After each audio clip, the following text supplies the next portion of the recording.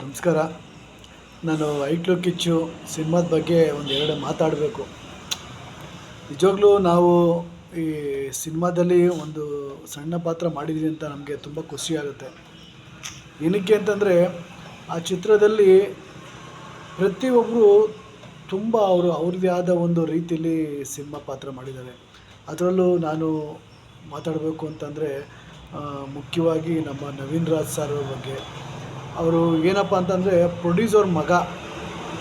ಈಗ ಗೊತ್ತಲ್ಲ ನಿಮಗೆ, ಒಬ್ಬ ಪ್ರೊಡ್ಯೂಸರ್ ಅಂತಂದರೆ ಯಾವ ಥರ ಟ್ರೀಟ್ ಮಾಡ್ತಾರೆ, ಯಾವ ಥರ ನಾನು ಪ್ರೊಡ್ಯೂಸರ್ ಮಗ ಹಾಗೆ ಹೀಗೆ ಅಂತ ಏನೇನೋ ಬೇರೆ ಬೇರೆ ರೀತಿಯೆಲ್ಲ ಅವರು ಜನಗಳನ್ನ ಮಾತಾಡೋ ರೀತಿಯೇ ಬೇರೆ. ನಾನು ತುಂಬ ಜನ ನೋಡಿದ್ದೀನಿ. ಆದರೆ ಆ ವ್ಯಕ್ತಿಗಳೊಂದು ಗುಣ ಏನಪ್ಪ ಅಂತಂದರೆ ಅವ್ರು ಪ್ರೊಡ್ಯೂಸರ್ ಮಗ ಅಂತ ನಮ್ಗೆ ಇದುವರೆಗೂ ಅವ್ರನ್ನ ಒಂದು ದಿವಸ ಅವ್ರ ಪಕ್ಕದಲ್ಲಿದ್ದರೂ ಗೊತ್ತಾಗೋದೇ ಇಲ್ಲ.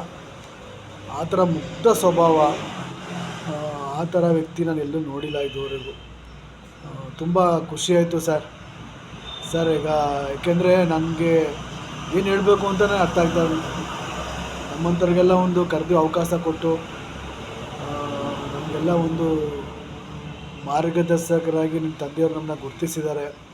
ಆದರೆ ನೀವು ಪ್ರೊಡ್ಯೂಸರ್ ಮಗ ಹೀರೋ ಪಾತ್ರ ಮಾಡಿದರೂ ಸ್ವಲ್ಪನಾದರೂ ಸ್ವಲ್ಪ ಏನಾದರೂ ಸ್ವಲ್ಪ ನಾವು ದೇವರು ನಿಮಗೆ ಒಳ್ಳೇದು ಮಾಡಲಿ ಸರ್. ತುಂಬ ನಿಮ್ಮ ಶಾಂತ ಸ್ವಭಾವ, ಜೀವನ ನಿಮ್ಮದು ಶಾಂತ ಸ್ವಭಾವದಲ್ಲಿ ಇರ್ತೀರ. ನೋಡಿ ನಮಗೆ ತುಂಬ ಖುಷಿಯಾಯಿತು ಸರ್. ಒಳ್ಳೆಯದಾಗಲಿ ಸರ್. ಈ ಚಿತ್ರನ ಹೇಳ್ತೀನಿ ನೋಡಿ ಸರ್, ಇದನ್ನು ನೀವು ಒಂದು ಎಲ್ಲಾದ್ರ ಕಡೆ ಬರೆದಿಟ್ಕೊಳ್ಳಿ ಸರ್. ಇದೆಲ್ಲರೂ ಒಂದು ಕಡೆ ಡೈರಿಲಿ ಬರೆದಿಟ್ಕೊಳ್ಳಿ ಸರ್. ಈ ಚಿತ್ರ ನನ್ನ ಅನುಭವದ ಮೇಲೆ ಹೇಳ್ತೀನಿ, ತುಂಬ ಅದ್ಧೂರಿಯಾಗಿ ಹೋಗುತ್ತೆ ಸರ್. ನೀವೇನೋ ಚಿತ್ರದಲ್ಲಿ ಮಾಡವನೇ ಅಂತ ನೀವು ಹೇಳ್ಬೋದು, ನಾನು 100% ಗ್ಯಾರಂಟಿ ಕೊಡ್ತೀನಿ ಸರ್.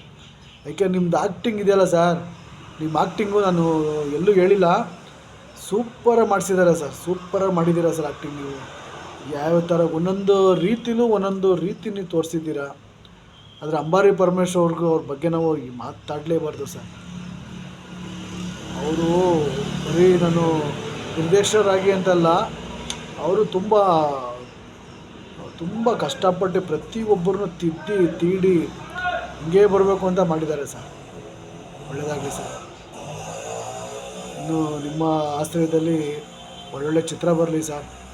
ಒಳ್ಳೆ ಚಿತ್ರ ಬಂದು ಎಲ್ಲರಿಗೂ ಒಳ್ಳೊಳ್ಳೆ ಅನುಕೂಲ ಆಗಲಿ. ಒಳ್ಳೆಯದಾಗಲಿ ಸರ್. ಪುಟ್ಟರಾಜ್ ಸಾರು, ನವೀನ್ ರಾಜ್ ಸರ್ ಅವ್ರಿಗೆಲ್ಲ ನಮಸ್ಕಾರಗಳು ಸರ್. ಒಳ್ಳೆಯದಾಗಲಿ ಸರ್. ಇದು ನಮ್ಮ ಜೀವನದಲ್ಲಿ ಒಂದು ಮೆಮೊರಿ, ಇದು ನಾವು ಯಾವತ್ತೂ ಮರೆಯೋಲ್ಲ ಸರ್.